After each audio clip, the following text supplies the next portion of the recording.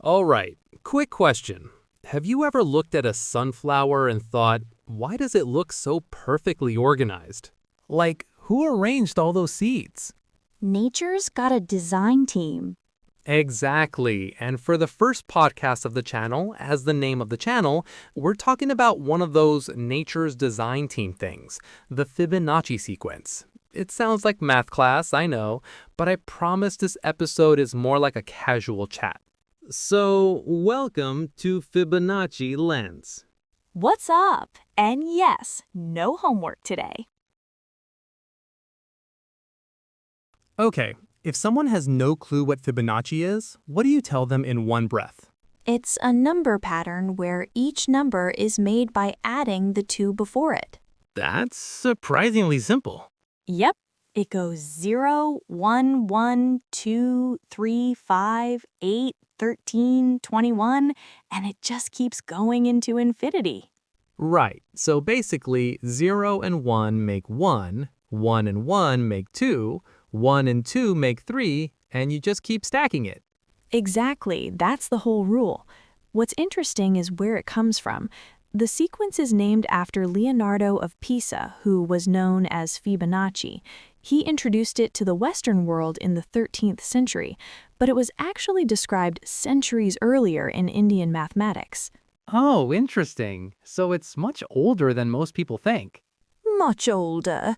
It's been rediscovered and renamed over the years.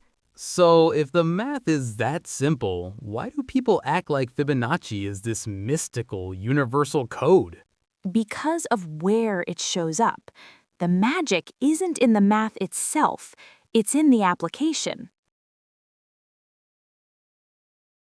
All right, hit us with the famous examples. Sunflowers, shells, pine cones. What's going on there? Here's the easy way to think about it. Nature tries to pack things efficiently. It's all about survival and optimization. Mm-hmm. If you're a sunflower, you want to fit as many seeds as possible on the flower's head without wasting any space. This maximizes your chances of reproduction. So it's like smart storage. Exactly, like organizing a pantry. And it turns out that the Fibonacci spiral is one of the best ways to pack things tightly while still letting them grow outwards.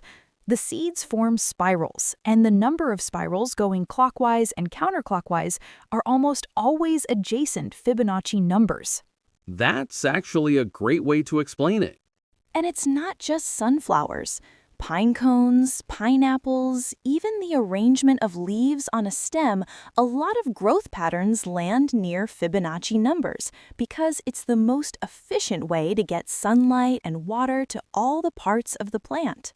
So nature isn't sitting there with a calculator. Nature is just doing what works. And Fibonacci happens to be the pattern that shows up as a result of that efficiency. Perfect summary. It's a result, not a cause. Okay, now I always hear Fibonacci and golden ratio in the same sentence. What's the connection, without us turning into a math channel? If you take any two successive Fibonacci numbers, their ratio is very close to the golden ratio. So if you take 21 and divide it by 13, or 34 and divide it by 21, the answer gets closer and closer to one specific number, about 1.618. And that number is the golden ratio. Yup, and for reasons we don't fully understand, humans tend to find that proportion aesthetically pleasing.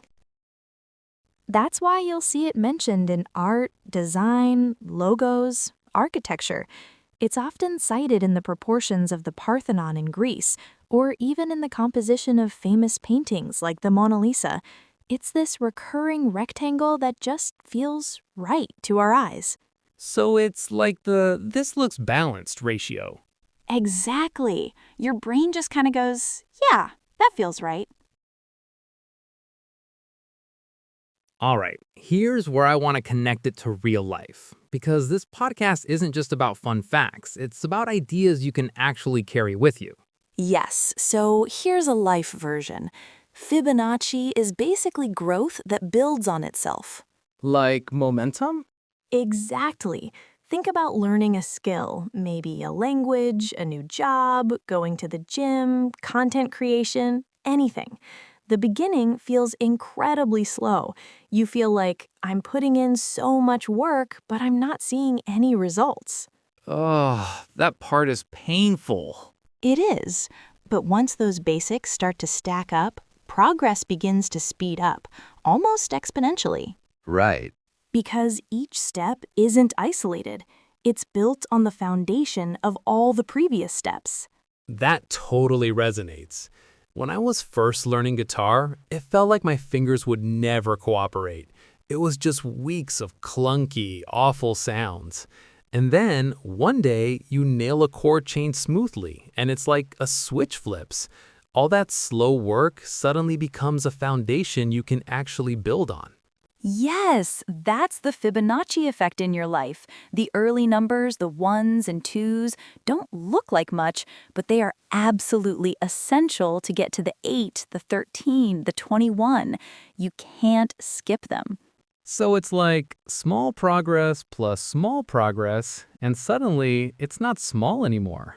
Exactly. That's why Fibonacci feels so real. It matches how growth actually feels. That's a really good point for creators, too. People post 30 videos and get nothing. Then one day it clicks. Exactly. It compounds. Okay, let's do a quick myth check. Is Fibonacci literally everywhere? Not literally. That's the honest answer. Some examples you see online are definitely exaggerated or forced.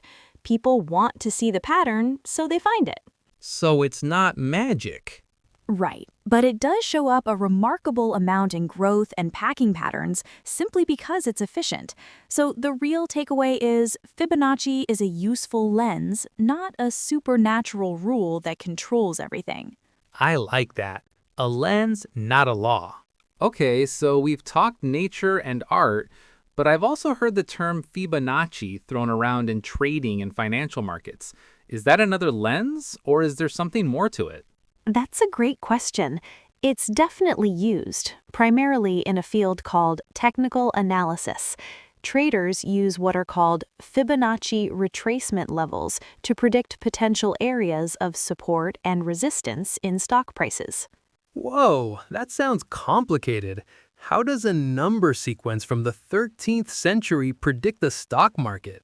So today we learned Fibonacci is a simple pattern, but it shows up in nature because nature loves efficiency. It connects to the golden ratio, which people find visually pleasing, and honestly, it's a great reminder that growth builds. Well, predict is a strong word. It's more about identifying potential turning points. The idea is that market movements aren't random.